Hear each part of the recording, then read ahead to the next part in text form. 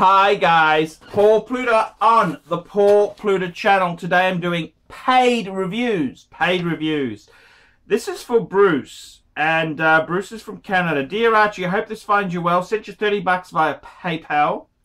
I'm hoping to receive the Pontiff's advice on how I should proceed with my watch collection. I'm currently a 22-year-old university student, and when I first started getting into watches, I was around 19 or so. I was unfortunately influenced by other nasty YouTube channels who promoted shitters and told everyone that it's okay to collect mid-tier watches. In fact, this ferocious channel even went as far as to say that they are comparable to other luxury watches like Rolex and Omega.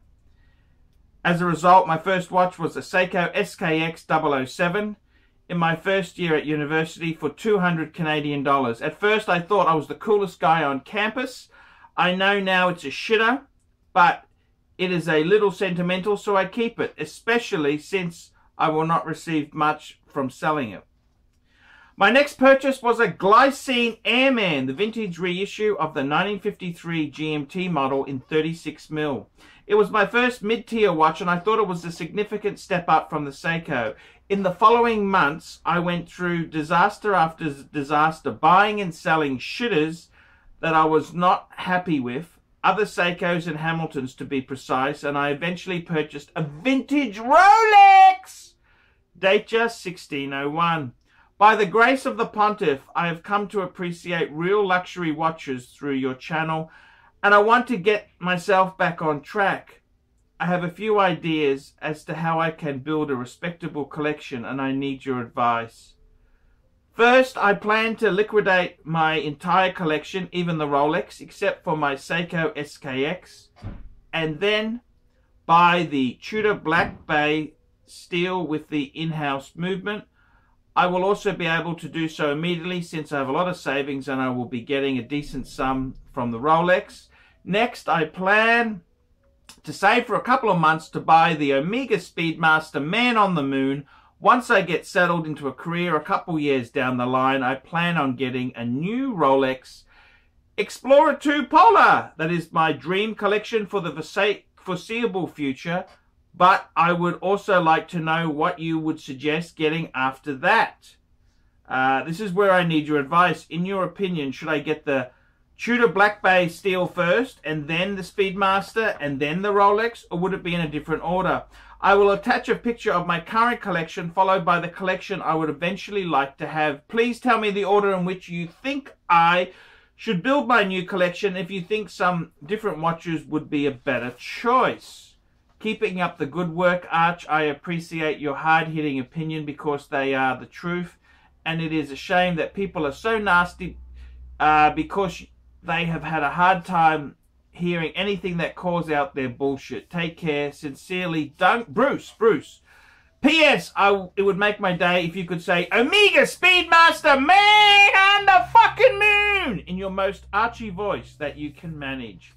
Well, I tend to agree 100%. Get rid of the fucking lot of those fucking shitters. Get rid of it. Get rid of it. Get rid of it. Get rid of the Rolex.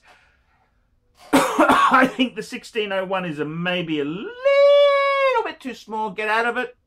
I agree with you. Get rid of the Glycine. Get rid of the Seikos.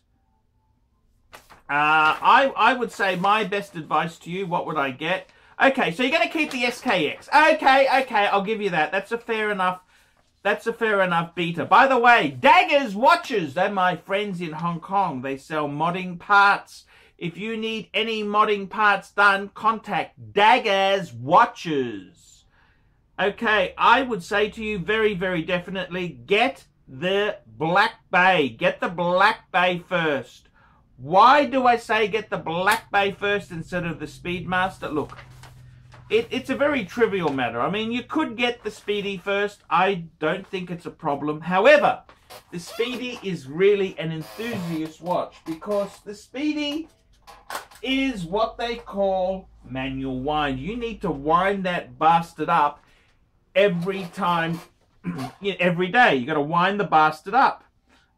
Whereas the Tudor Black Bay, it is a very, very cool watch to have because it is a it's automatic. It's automatic.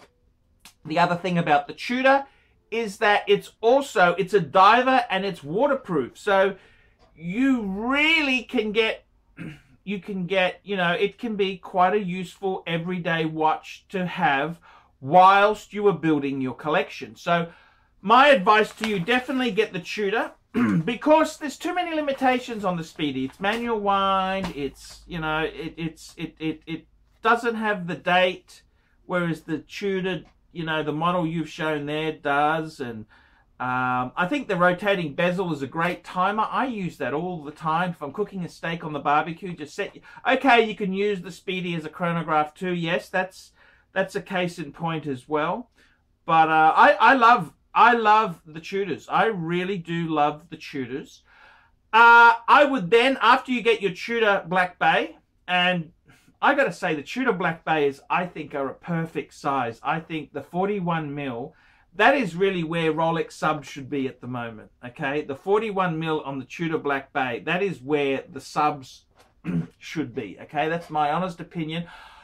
I think the Tudors are just absolutely perfect. 41, no crown guard, they just fuck off. They're retro, they're vintage, they're beautiful, and they've got the new in-house movements, which is really a Rolex 70-hour power reserve movement. How fucking cool is that? How fucking cool is that? That's all I can say.